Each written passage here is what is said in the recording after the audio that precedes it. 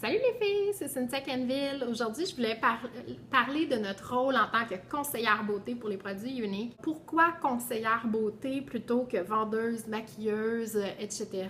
Dans le fond, c'est qu'on n'a pas besoin d'être en mesure nécessairement de faire un travail d'artiste, d'avoir des techniques incroyables pour faire le plus bel œil charbonneux possible pour être en mesure de bien éduquer notre clientèle, puis d'être à l'écoute de ses besoins, puis de recommander les bons produits pour eux. Quand on a une cliente qui nous approche ou un contact qui vient vers nous et qui dit « Cynthia, j'aimerais vraiment essayer tes produits », c'est super, je suis très contente. Mais ça s'arrête pas là. Je peux pas juste lui dire « Ah oui, j'ai une collection pour toi, ça va te permettre de tout essayer ». C'est tellement large, vaste, ce qu'on a comme choix de produits que je ne sais pas, moi, laquelle des collections qui va lui convenir, puis je ne sais pas quel produit va lui convenir. J'ai besoin d'un peu plus d'informations sur sa routine beauté le matin, combien de temps est-ce qu'elle prend pour se préparer. J'ai besoin de connaître son type de peau. J'ai besoin de savoir si elle a des préoccupations particulières dans son maquillage, dans son visage. La consultation personnalisée, privée, ça peut se faire de différentes façons. Donc, soit si c'est une cliente locale, je peux lui proposer de me déplacer, d'aller chez elle à un moment qui nous convient à toutes les deux. À ce moment-là, ça me donne l'occasion, évidemment, d'apporter mes produits que j'ai en main, puis de faire des essais avec elle, lui permettre de toucher, voir les textures, voir des couleurs. Ça peut se faire déjà juste avec la trousse de représentante qu'on a au moment de notre démarrage. Et ça me donne l'occasion de lui laisser un catalogue à mon départ. Par contre, si c'est quelqu'un qui n'est pas local, comme c'est souvent le cas, des gens qui habitent dans des villes un peu différentes ou simplement qui ont un horaire vraiment très différent du mien, je vais quand même favoriser l'approche la plus personnelle et la plus humaine possible. C'est-à-dire que si la personne, je la connais seulement sur Facebook, oui, il y a le Facebook Messenger, la messagerie qui me permet de taper, mais je trouve vraiment pas que c'est un contact humain. Donc, je vais lui demander est-ce que tu as quelques minutes pour répondre à mes questions? J'en ai pour à peu près 10 à 15 minutes pour avoir un peu plus d'informations sur tes besoins, puis pouvoir te faire les bonnes recommandations. Si quelqu'un me dit « Ah, j'aimerais avoir la collection X, peux-tu m'aider? Est-ce que je peux te la commander? » Oui. Mais pour te faire les bonnes recommandations, j'aurais besoin de quelques informations additionnelles. As-tu quelques minutes à me consacrer pour répondre à mon question? Est-ce que je peux t'appeler? Est-ce qu'on peut faire ça par chat? Donc, certaines personnes, soit s'ils sont dans un autre pays ou qui ne veulent pas que je les appelle, à ce moment-là, ça pourrait être fait sur Skype, ça pourrait être directement avec la fonction téléphone de Facebook, le chat vidéo ou audio de Facebook.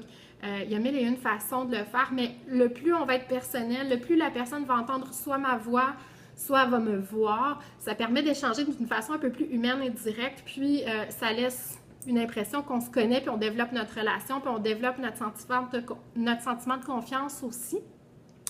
Donc, ce que ça fait, c'est des clientes qui sont un peu plus satisfaites, qui sentent qu'on les écoute, puis elles vont être plus loyales de façon générale.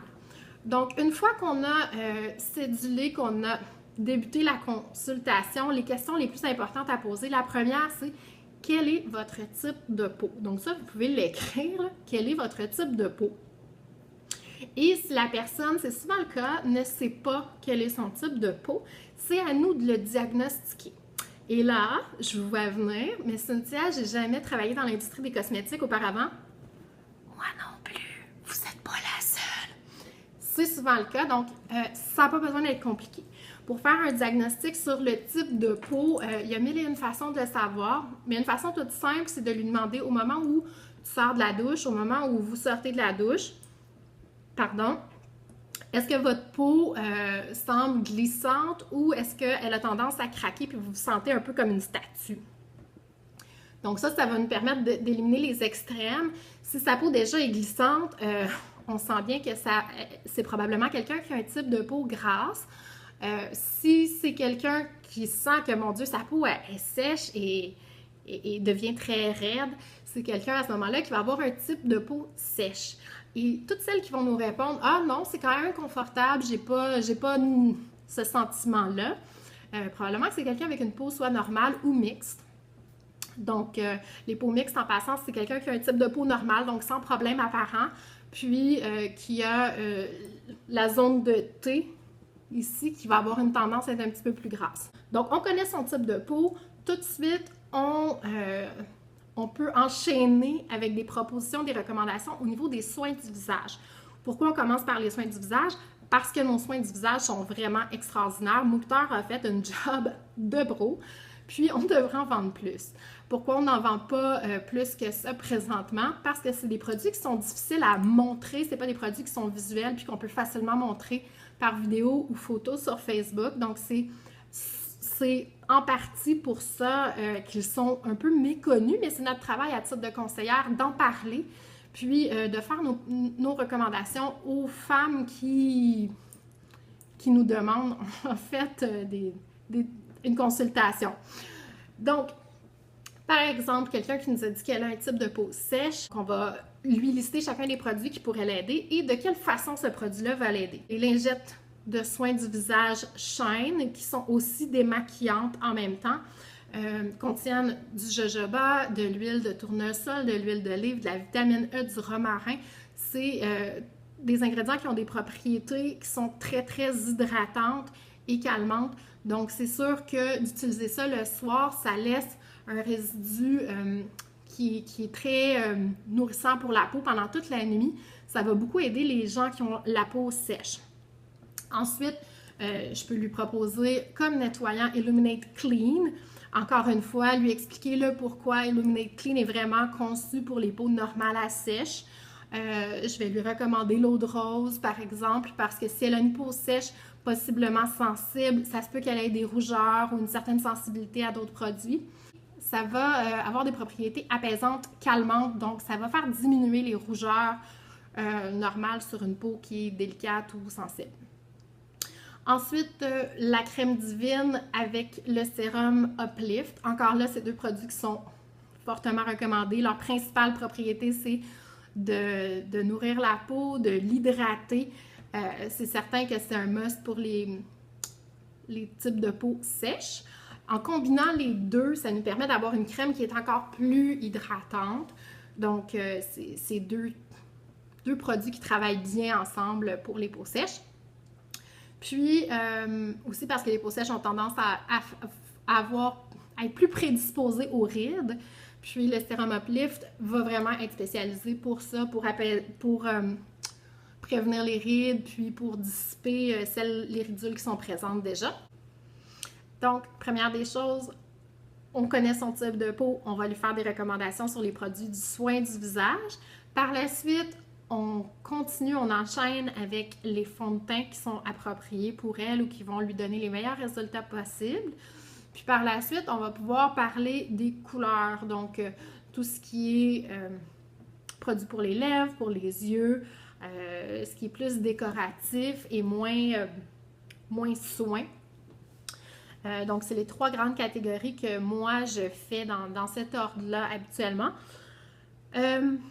C'est une fois que toutes les recommandations sont faites que moi, je me fais une liste au fur et à mesure de tous les produits qui l'intéressent. Il y en a d'emblée que pendant que je vais les nommer, elle va dire « Ah, ça, j'en ai déjà » ou peu importe.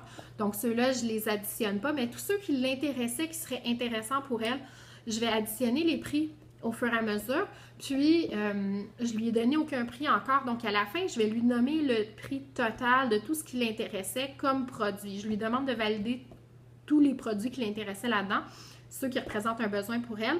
Je lui donne le prix. Elle va faire le saut. C'est très possible que le prix soit élevé pour elle. Puis, la façon que je lui réponds, c'est que je lui demande « Est-ce que tu aimerais que je t'aide à faire descendre ce montant-là? » Puis là, souvent, elle va me dire « Oui. » Puis là, je vais te dire « Parfait, laisse-moi voir comment on peut te faire économiser. » Donc, je regarde la promotion du mois, je regarde les collections, je regarde les ensembles de produits qui me permettent de regrouper certains de ces choix ensemble pour faire baisser la facture globale pour elle. Donc, habituellement, la cliente, elle va vraiment trouver ça intéressant parce qu'elle va voir une grosse différence de prix à cette étape-là. Puis, ça va la rendre quand même reconnaissante. Puis, elle est dans un mindset où est-ce qu'elle a l'impression d'avoir économisé de l'argent plutôt qu'en avoir dépensé une fortune. Donc, peut-être que le montant est encore élevé, mais ça aurait pu être pire si on n'avait pas combiné. Donc, vous le faites comme vous voulez. Moi, je trouve que c'est un ordre qui qui fonctionne quand même bien. Je sais que c'est intimidant de faire votre première consultation privée. On ne sait pas trop par où commencer, on n'a pas nécessairement l'impression de bien connaître nos produits au début. Donc, première des choses super importantes, de vous éduquer sur vos produits.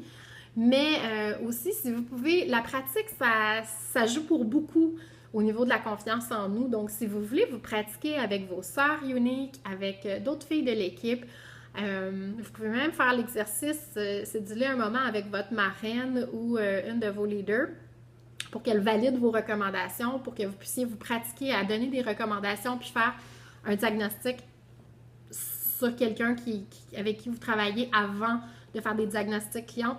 Tout est possible. Je vous encourage fortement à le faire puis à développer vos connaissances pour mieux maîtriser les forces de chaque produit parce qu'en bout de ligne, les clientes satisfaites, c'est celles qu'on a aidées. Donc, notre rôle de conseillère beauté, c'est ça la beauté de la chose. C'est pour ça que les gens nous voient moins de façon agressive et menaçante. On n'est pas la vendeuse qui fait juste s'adresser à un large groupe et dire OK, achetez ce produit-là, il est extraordinaire, achetez ce produit-là, il est extraordinaire.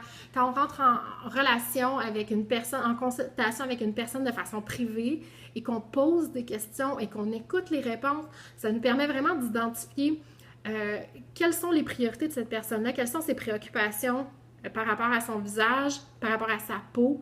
Puis, ça nous permet de recommander les bons produits aux bonnes personnes. Je ne ferai pas la même recommandation pour deux personnes différentes, à moins qu'elles aient réellement les mêmes préoccupations puis la même situation au niveau de leur peau. Donc, sur ce, bonne pratique tout le monde, bonne fin de journée, bye!